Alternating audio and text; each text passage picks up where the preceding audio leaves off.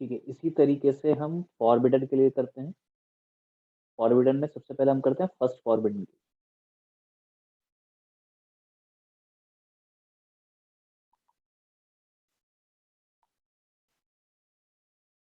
ठीक है, first forbidden के लिए अगर बात करें तो एल, फॉरबिडन के लिए L is not equals to zero होता है। फर्स्ट फॉरबिडन के लिए एल की वैल्यू क्या रहती है, वन रहती है। ठीक है, तो यहाँ पर अगर हम फर्मी के थ्रू देखें तो फर्मी में जो सिलेक्शन रूल हो जाएगा,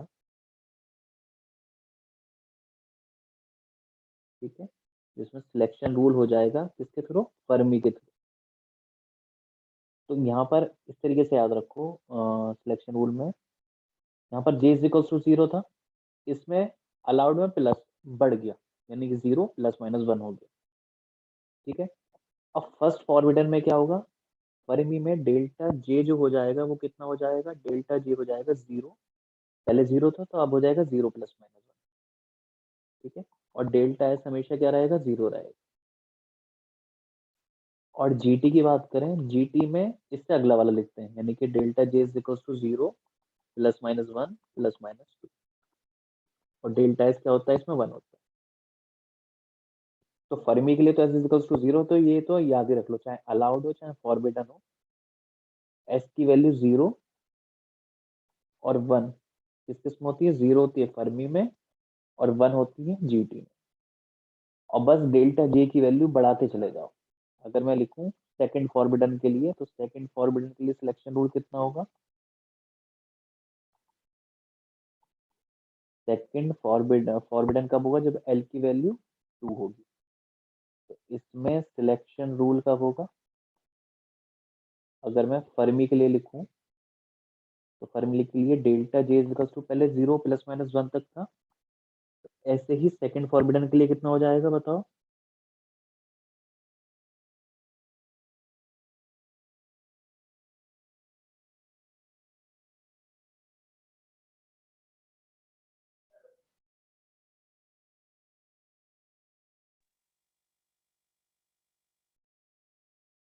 ये कहाँ तक हो जाएगा, zero plus minus one plus minus to तक।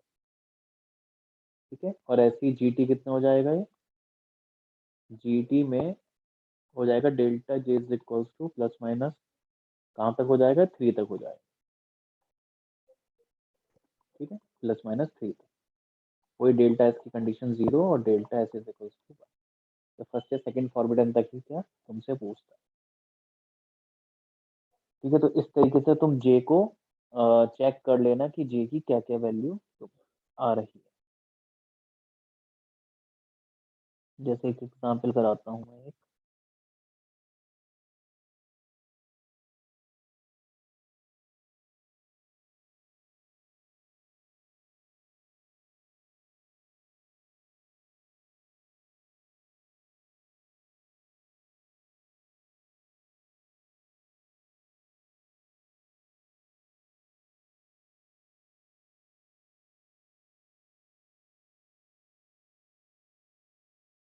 चलो एग्जाम्पल, चलो मैं करवा दूंगा इसमें। ये सिलेक्शन रूल याद रख लेना फिलहाल इसमें।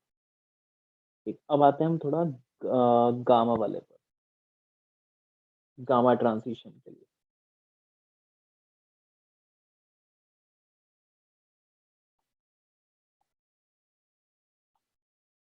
गामा डीके में ट्रांसिशन रूल पढ़ेंगे हम इसमें।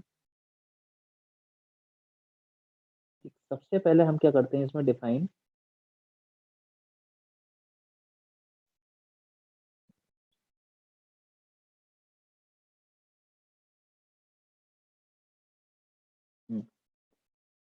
इसमें क्या होता है गामा डीके में, कोई हमारे इनिशियल में रहता है, ठीक है, और कुछ फाइनल स्टेट स्पिन की। ठीक, जो भी हमारा न्यूक्लियर जो न्यूक्लियस बचता है, जो डिके होने के बाद वो कुछ एक्साइटेड स्टेट में रहता है, और उसके बाद वो क्या हो जाता है, कुछ फाइनल स्टेट में डिके हो जाता है। तो ये इनिशियल वाली जे से कहाँ पर आ रहा है, फाइनल वाली जे में। ठीक, तो इस कंडीशन में हम कुछ पैरिटी लिखते हैं इसकी।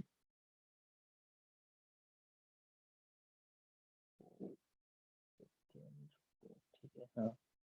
हम्म, तो इसमें हम सबसे पहले लिखते हैं, इसमें पैरिटी जो रहती है इन ट्रांसिशन, इसमें गामा डिके वाले में, तो पैरिटी क्या रहती है, कंजर्व्ड रहती है। ठीक है, यानी कि इनिशियल पैरिटी जो होगी टोटल, वो किसके इक्वल होगी, पी गामा के और पी फाइनल।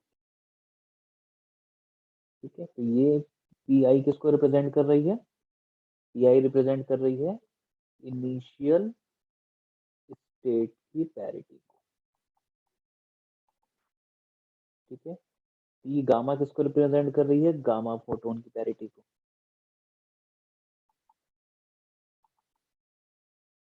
ठीक है, और पी एफ किसको रिप्रेजेंट कर रही है, फाइनल स्टेट की पैरिटी को। ठीक है, कि ये कुछ इस तरीके से डिके होते हैं कि हमेशा पैरिटी क्या रहेगी, कंजर्व्ड रहेगी। ठीक, अच्छा, इसमें दो टाइप के मल्टीपोल हमको मिलते हैं, एक इलेक्ट्रिक मल्टीपोल। ठीक है, इलेक्ट्रिक मल्टीपोल के लिए जो वैल्यू रहती है पैरिटी की, वो कुछ इस तरीके से रहती है, -1 की पावर L। ठीक है, और फॉर और इलेक्ट्रिक मल्टीपोल होगा ऐसे ही for magnetic multipole. Magnetic multipole की पी की जो वैल्यू रहती है -1 की पावर L+1। ठीक है, तो ये दोनों चीज याद रखनी है। ठीक, अच्छा, इसमें एल क्या है, एल की अगर बात करें हम, ठीक है, तो एल रिप्रेजेंट करता है, एल रिप्रेजेंट करता है मल्टीपोलैरिटी। ठीक है, मल्टीपोलैरिटी को क्या करता है, रिप्रेजेंट करता है। एल की वैल्यू क्या हो सकती है, एल की जो वैल्यू डिफाइंड होती है वो जे इनिशियल माइनस जे फाइनल से लेके कहाँ तक रहती है, ये रहती है जे इनिशियल प्लस जे फाइनल। ठीक है, 1+ होते होते कहाँ तक, जे इनिशियल प्लस जे फाइनल तक। इस तरीके से हम क्या देते हैं, मल्टीपोलैरिटी की वैल्यू देते हैं। ठीक, तो ये 0 1 2 कुछ भी हो सकता है इसमें। ठीक है, 0 से होती है, एल की वैल्यू कहाँ से होती है, 0 1 2 इस तरीके से बढ़ती रहती है।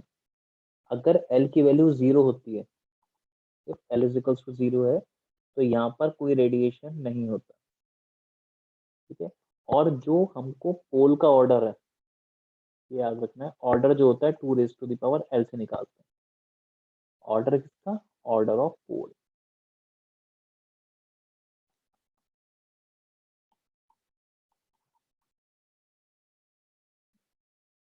ठीक, ऑर्डर ऑफ पोल में L इज इक्वल्स टू 1।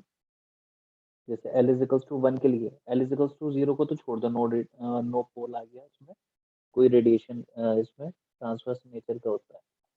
ठीक है, L इज इक्वल्स टू 0 को कंसिडर नहीं करना है। L इज इक्वल्स टू 1 को देखोगे तो ऑर्डर कौन कौन सा आ गया मेरे लिए, 2 raised to the power 1 रखोगे तो कितना आ जाएगा, 2। L की वैल्यू 2 हो तो ऑर्डर कितना हो जाएगा, 4। L की वैल्यू 3 हो तो ऑर्डर कितना हो जाएगा, 2 raised to the power 3। ये कितना होता है, 8। तो जब 2 होता है इसको कहते हैं डाइपोल, जब 4 होता है तो इसको क्या कहेंगे, क्वाड्रोपोल,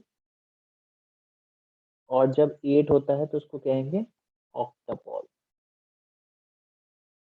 ठीक है, इस तरीके से हम रिप्रेजेंट करते हैं।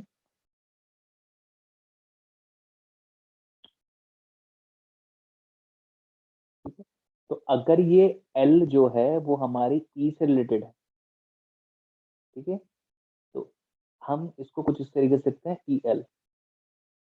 ठीक है, और मैग्नेटिक पोल से या क्वाड्रल पोल से रिलेटेड है, मल्टीपोल से रिलेटेड है, तो इसको लिखते हैं ML। ठीक है, तो ये रिप्रेजेंट करता है हमें इलेक्ट्रिक मल्टीपोल, और ये इस टर्म से रिप्रेजेंट करते हैं हम magnetic multipole.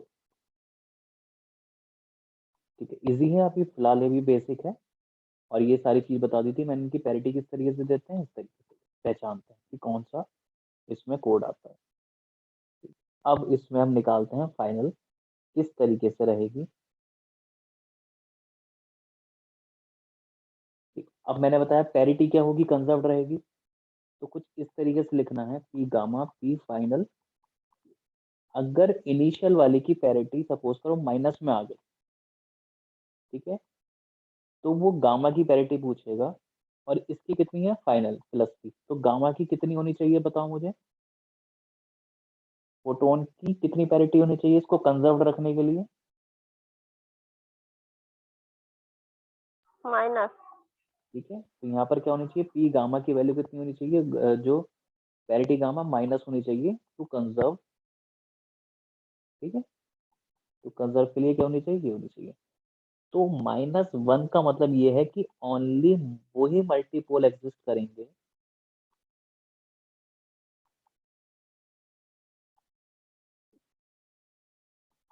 only those multipole exist which have negative polarity। ठीक है, किस तरीके से करेंगे अभी एग्जांपल देखते हैं। ये इंपॉर्टेंट है, गेट के हिसाब से तो बहुत इंपॉर्टेंट है। एग्जाम्पल से तुम्हें सब चीज क्लियर हो जाएगा किस तरीके से क्या करना है। एग्जाम्पल हमने ले लिया 3/2 नेगेटिव से लेके हमारे 1/2 पॉजिटिव, कुछ इस तरीके से ट्रांजिशन हमको गिवन है। अच्छा, तो यहाँ पर क्या हो रहा है, 3/2 नेगेटिव से कहाँ आ रही है, 1/2 पॉजिटिव। अच्छा, तुमको यहाँ पर क्या एक चीज पता चल गई कि एल की वैल्यू निकालनी है सबसे पहले। एल की वैल्यू क्या बताई थी मैंने, 3/2 -1/2 से लेके कहाँ तक, 3/2 + 1/2 तक। ठीक, तो सबसे पहले क्या निकालनी है तुमको, एल की वैल्यू निकालनी है, कितनी हो जाएगी 3/2 मतलब ये हो जाएगी 1 से लेके 2 तक। तो 1 और 2 आ गई एल की वैल्यू। क्लियर हो गई। तो एल की वैल्यू के लिए मल्टीपोल कौन कौन से एग्जिस्ट करेंगे, एक्सपेक्टेड मल्टीपोल अगर बात करें तो इलेक्ट्रिक और मैग्नेटिक करेंगे। तो E1 M1 E2 M2 हर एक के लिए इलेक्ट्रिक और मल्टीपल मैग्नेटिक दोनों आ जाएंगे। 1 के लिए दोनों आ गए E और M, और 2 के लिए दोनों आ गए E और M। ठीक है, अगर 3 होता है यहाँ पर तो E3 M3 हो जाता, ये भी एग्जिस्ट कर जाता। अभी एग्जिस्ट नहीं कर रहा, अभी ये एक्सपेक्टेड है, इतने आ सकते हैं। अब इसके बाद हमको देखनी है पैरिटी। अब यहाँ पर इनिशियल पैरिटी देखो और गामा की पैरिटी बताओ कितनी होगी। इनिशियल पैरिटी माइनस इसकी पैरिटी बतानी है और इसकी है प्लस। तो यहाँ से अगर देखूंगा तो माइनस पैरिटी आ जाएगी। ठीक है, तो यहाँ पर वही हमारे लिए एग्जिस्ट करेंगे जिनके लिए माइनस है। अच्छा, इलेक्ट्रिक के लिए मैंने क्या बताया था, इलेक्ट्रिक मल्टीपोल्स के लिए -1 की पावर एल। ठीक, तो -1 की एल दो है मेरे पास, एल इज इक्वल टू 1 और 2। तो अगर मैं 1 रखूंगा, E1 के लिए कितनी हो जाएगी -1, और E2 के लिए कितनी हो जाएगी +1। ठीक है, तो ये एल इज इक्वल टू 1 के लिए, एल इज इक्वल टू 2 के लिए हो गया। ऐसी मैग्नेटिक मल्टीपोल से निकाल लूंगा मैं। वो कैसे निकालता था, इसकी पोलैरिटी -1 की पावर L+1। तो एल इज इक्वल टू 1 के लिए अगर निकालूं तो कितनी हो जाएगी +1, और एल इज इक्वल टू 2 के लिए कितनी हो जाएगी 2 + 3 -1। ठीक, अब हमारे में क्या देखिए हमने, कौन सी एग्जिस्ट करेगी, केवल ये वाली एग्जिस्ट करेगी माइनस वाली। तो ये वाली हो गई माइनस वाली और ये वाली। तो इसमें कौन कौन से एग्जिस्ट करेंगे बोल multipole, E1 and M2 exist. Clear हुआ ये वाला क्वेश्चन।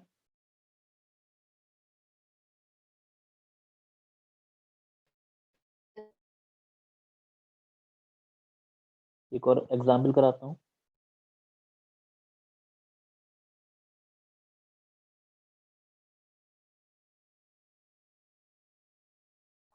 एक एग्जांपल और देखो इसमें, D5/2 से ट्रांसिशन हो रहा है P3/2।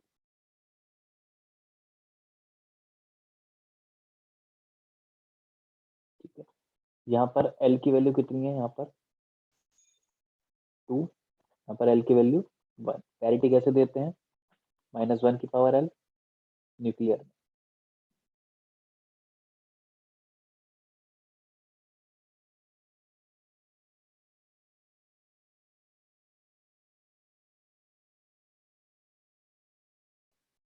तो इसको इस तरीके से लिख सकता हूँ मैं, 5/2 प्लस से 3/2 नेगेटिव। अब सबसे पहले क्या बताया था, L की वैल्यू निकाल लो, इन दोनों को डिफरेंस करके इन दोनों को सम कर, इन दोनों को डिफरेंस करूंगा तो कहाँ से आएगा, 5/2 ये आ जाएगा 1 से लेके 1 to 4। ठीक है, तो L की वैल्यू क्या क्या आ गई मेरे पास, 1 2 3 4। ठीक, तो मेरे लिए कौन कौन से एग्जिस्ट करेंगे, यहाँ लिख लूंगा मल्टीपोल और इनकी पैरिटी। यहाँ से पता चल गया ये पॉजिटिव है ये नेगेटिव है, तो पी गामा के लिए भी क्या होनी चाहिए, नेगेटिव होनी चाहिए, तभी ये कंजर्व करें। ठीक है, पैरिटी पता चल गई। अच्छा, मल्टीपोल कौन कौन से आ जाएंगे, E1 M1, E2 M2, E3 M3 और E4 और M4। इनकी पैरिटी, E की पैरिटी देते हैं हम -1 की पावर L से, और M की देते हैं -1 की पावर L+1। तो E1 के लिए कितना हो जाएगा, E1 के लिए आ जाएगा मेरे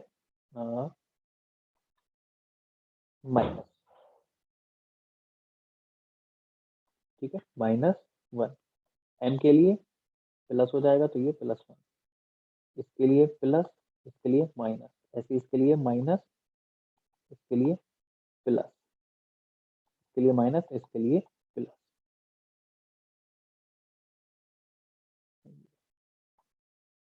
माइनस और ये प्लस और माइनस। ठीक है, तो कौन कौन से एक्सेस करेंगे, मुझे पैरिटी माइनस चाहिए, तो माइनस माइनस माइनस और माइनस, यानी कि E1 M2 E3 और M4, ये चार हमारे पास मल्टीपोल एग्जिस्ट करेंगे इस ट्रांसिशन के। ठीक है, E1 M2 E3 and M4 exist. GATE के प्रीवियस ईयर में बहुत क्वेश्चन मिलेंगे तुम्हें इससे रिलेटेड।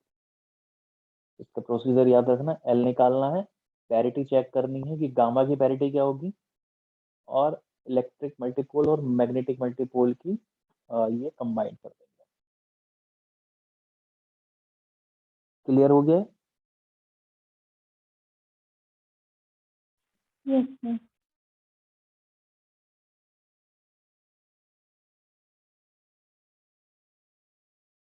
ठीक है, क्वेश्चन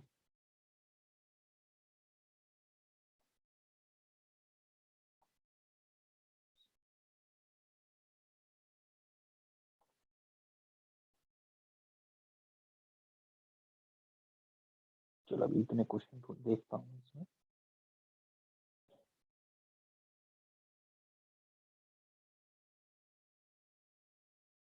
तो कुछ प्रीवियस ईयर वाले देखो, ये हो गया था। अच्छा, ये बताओ मुझे,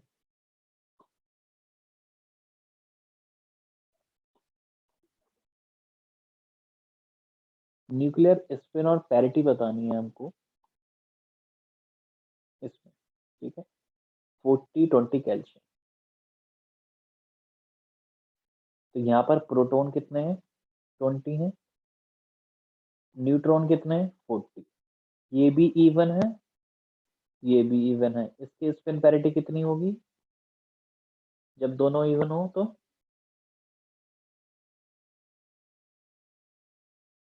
कल बताया था ये, जब दोनों इवन हो तो कितनी 0+। निकलेगी। ठीक है, 0 0+। प्लस इसकी स्पिन स्पिन पैरिटी हो जाएगी।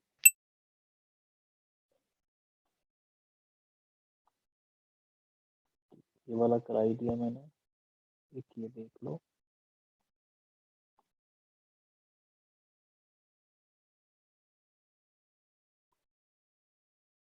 ठीक है, इसमें कुछ डिके दे रखा है ये म्यून, ठीक है, म्यू पॉजिटिव से ई पॉजिटिव ये, इसमें एक्स क्या हो सकता है वो बताना है। तो अगर मैं इस रिएक्शन को लिखूं ई प्लस प्लस तीनों प्लस एक्स, अच्छा यहाँ पर ई के करस्पॉन्डिंग ये हमारे पास वैल्यू है। अगर मैं एल ई के लिए लिखूं, अच्छा यहाँ पर देखते ही इक्वेशन पता चलना चाहिए कि यहाँ पर लेप्टॉन नंबर कंजर्व नहीं हो रहा, किसका, इसका नहीं हो रहा, इसके करस्पॉन्डिंग सेकंड जनरेशन से रिलेटेड लेप्टॉन नहीं आ रहा। सेकंड जनरेशन से लेप्टॉन कौन सा होना चाहिए, यहाँ पर लेप्टॉन होना चाहिए सेकंड जनरेशन का, या तो म्यू नेगेटिव हो, म्यू म्यू क्या हो, म्यू म्यू हो, म्यू पॉजिटिव, और न्यूट्रिनो हो किसका, एंटी न्यूट्रिनो हो म्यू बार के। तो इन चारों में से ये एग्जिस्ट करेगा यहाँ पर, इन दोनों के लिए तो कंजर्व्ड है एल ई, तो एल म्यू की वैल्यू निकाल लो बस। एल म्यू के लिए अगर इसकी वैल्यू देखूंगा तो कितनी आएगी, इसके लिए +1, तो ये जीरो जीरो, ये भी कितना आनी चाहिए कंजर्व करने के लिए, +1। अब इनमें से +1 किसकी होती है, इन दोनों की होती है।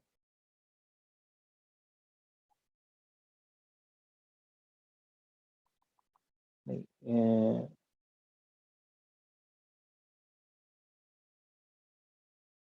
+1 एक बार देखना किसकी होती है,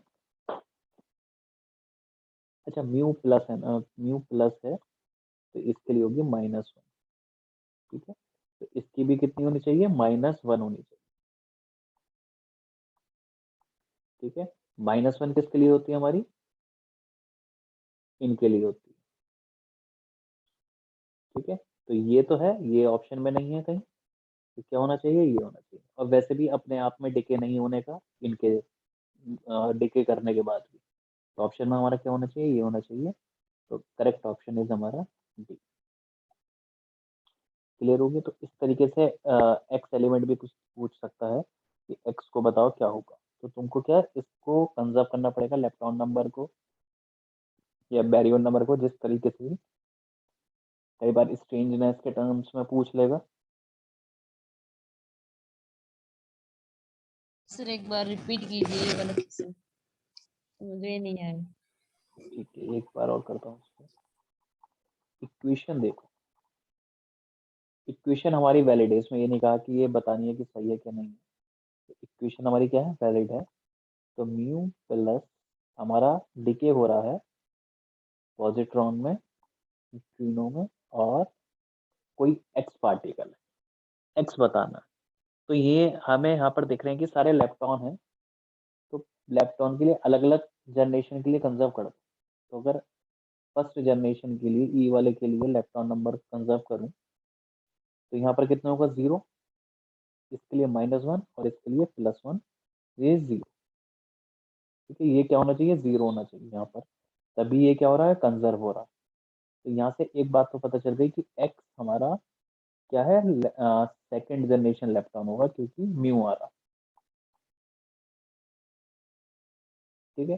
तो अगर एल म्यू को, लेप्टॉन म्यू को कंजर्व करूंगा, तो म्यू प्लस के लिए लेप्टॉन नंबर कितना होता है, -1, इलेक्ट्रॉन के लिए जीरो, सॉरी पॉजिट्रॉन के लिए जीरो, न्यूट्रिनो के लिए जीरो, और हमारा एक्स के लिए इसको कंजर्व कराना होता है, ये क्या होते हैं, एग्जैक्ट कंजर्वेशन से होते हैं।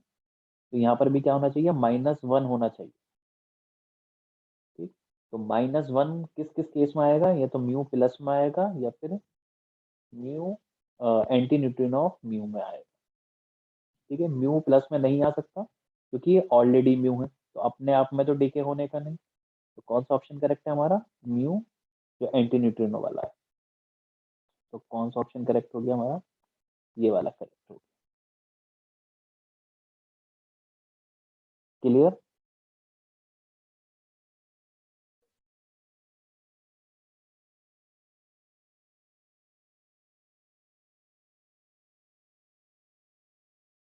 अच्छा ये जो मैं कल क्वेश्चन बता रहा था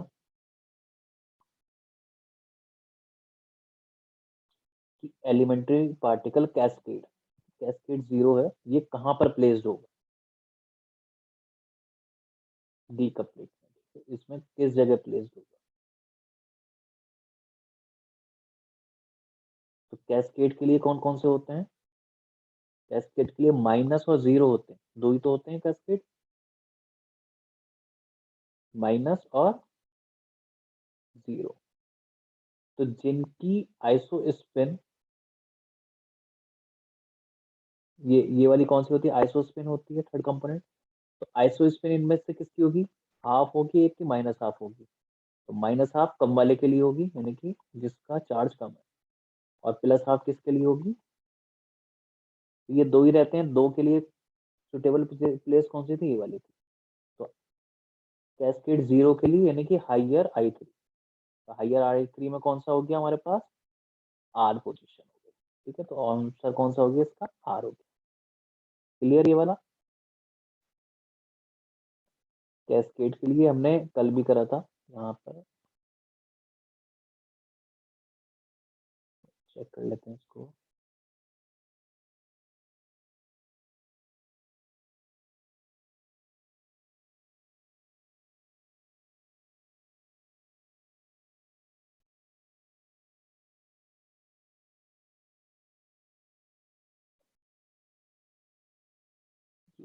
ठीक है, तो कैस्केड की कौन सी पोजीशन हो गई? ये वाली, इधर वाली।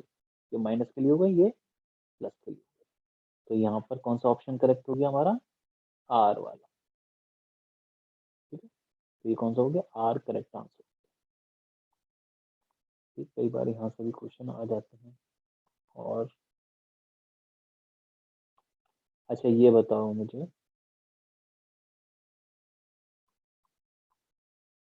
इसमें क्वेश्चन था मीन काइनेटिक एनर्जी न्यूक्लियॉन्स की, ए पर कुछ इस तरीके से वेरी कर रही है, ए की पावर एन। ठीक है, तो एन की वैल्यू कितनी होगी? अप टू 2 डेसिमल तक बतानी थी। तो एन के लिए मीन काइनेटिक एनर्जी के लिए क्या बताया था? मीन काइनेटिक एनर्जी होती है ए की पावर -2/3। ठीक है, तो एन की वैल्यू कितनी हो गई? -2/3। -2/3 का मतलब -0.666, यानी कि 0.67।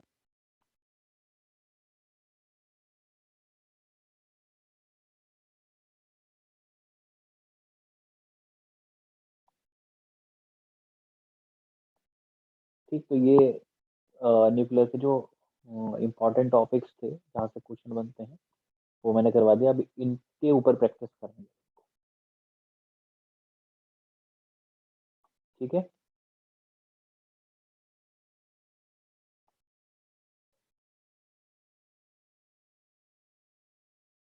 तुमको प्रीवियस ईयर क्वेश्चन करने हैं इसके बेसिस पर।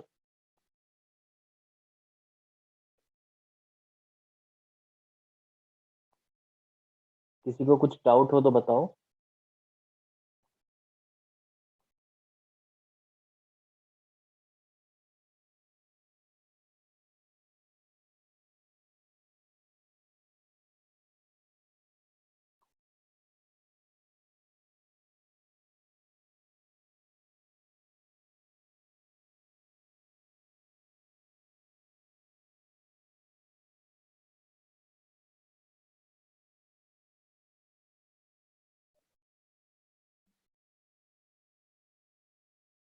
कल हम थोड़ा टॉपिक पढ़ेंगे उसका। सर इससे ऊपर वाला एग्जांपल समझ में नहीं आया। कौन सा वाला? इससे ऊपर वाला। तो पहले वाला, ये वाला। हाँ। इसमें कुछ नहीं था, इसमें ये बताना था कि ये कहाँ पर लाई करेगा, कैस्केड जीरो कहाँ पर लाई हाँ करेगा। सर, ये वाला। ये वाला कह रहे हो ना? ये वाला कहाँ सा है, कैसे हुआ? हाँ सर। ठीक है, इसमें ये पूछा था जो एलिमेंट्री पार्टिकल है कैस्केड नॉन जीरो। ठीक है, कैस्केड जीरो, ये बैरियम डी कपलेट में इनमें किस पोजीशन पे आएगा? पी पर आएगा, क्यू पर आएगा, आर पर आएगा, एस पर आएगा?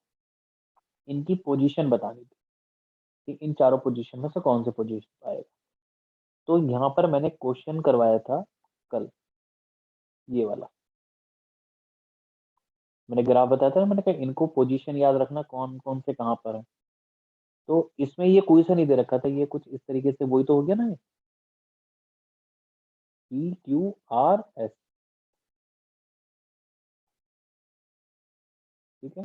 ये डेल्टा प्लस प्लस दे रखा था, बस एक चीज दे रखा था जिससे तुम्हें पता चल जाए क्या है, ठीक है। तो यहाँ पर आर वाली पोजीशन में कौन सा आ रहा था, ये वाला आ रहा था, कैस्केड जीरो वाला, ठीक है। स्टार ये रेजोनेंस पार्टिकल के लिए था, तो बस इसकी पोजीशन बतानी थी। तो क्यू वाले पोजीशन पे नहीं है, यहाँ पर पोजीशन पे नहीं है कैस्केड, यहाँ पर पे नहीं है, यहाँ पर नेगेटिव वाला है, हमको पॉजिटिव ये वाली जीरो वाले की पोजीशन बता दी, ठीक है। तो यहाँ पर कौन सी पोजीशन हो जाएगी हमारी, ये वाली हो जाएगी, आर वाली,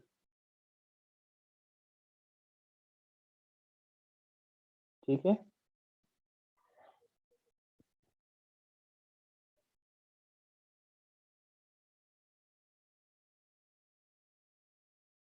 ओके सर। ठीक है, ठीक। तो और क्वेश्चन में, और क्वेश्चन ट्राई करना घर पर, कल हम स्टार्ट करेंगे सॉलिड स्टेट फिजिक्स, जो मेन टॉपिक है उसको कवर करेंगे।